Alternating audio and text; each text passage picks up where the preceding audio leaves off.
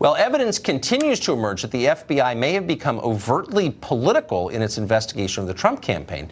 In 2016, senior FBI official Bruce Orr met with Christopher Steele, the author of the now infamous Trump dossier. Now, more than 2 years after it would have been helpful to know this, it has come out that Orr shared intel from the Steele dossier with colleagues at the FBI, colleagues who are now part of the Mueller investigation. It's all kind of amazing and unsettling. Congressman Devin Nunes represents California, obviously on the Intelligence Committee. He's been following this since the beginning. Congressman, thank you very much. Great to be with you. So without getting, this is very complex, and we haven't covered it every single night, but in the simplest terms, what does this tell us?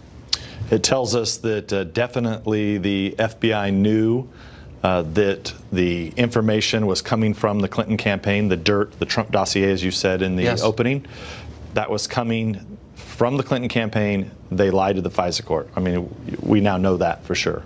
Now, we would know a lot more if the spying authorization from the FISA court, the application to the FISA court, were made public. The president pledged that he would do that. That's right. He was stopped by his attorneys. Do you think at some point he will override their judgment and release those documents? Yeah, what I've recommended to my friends and colleagues and people over at the White House is they need some kind of transparency office, because the government's gotten so big, you've got so many of these different agencies, that there needs to be someone in the White House where the President of the United States, who's the boss, can make that decision and make it quickly. Because, like you said, this is 2 years. We should have known about this at least a year ago, if not more. So we saw on Friday morning Roger Stone, for the alleged crime of lying, was surrounded by armed FBI agents with automatic rifles and arrested. And it reminded all of us that lying to a federal agent is a crime, and lying under oath is a crime. There's been a lot of lying in Congress, as you well know.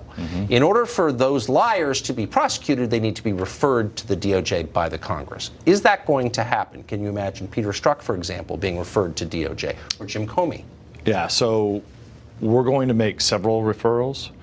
And don't forget, one of the frustrating things is that Chuck Grassley, Senator Grassley, actually made a referral on Christopher Steele, the British agent who worked for the Clinton campaign.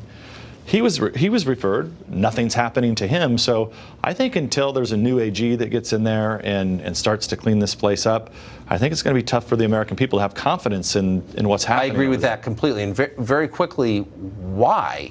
I mean, am I missing something? So Chuck Grassley, one of the senior senators, he was the chairman of the Judiciary in the last Congress.